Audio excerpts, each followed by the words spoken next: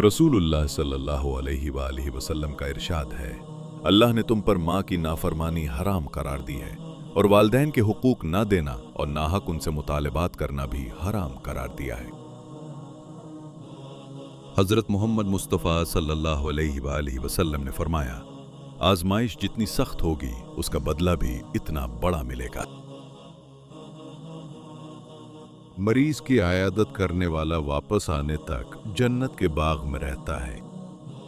मुसलमान के मुसलमान पर 5 हक है।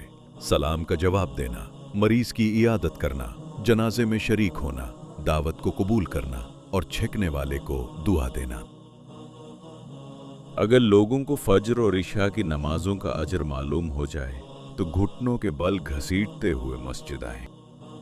जो शख्स पाबंदी से इस्तिग़फ़ार करता है, अल्लाह ताला उसके लिए हर तंगी से निकलने का रास्ता बना देते हैं।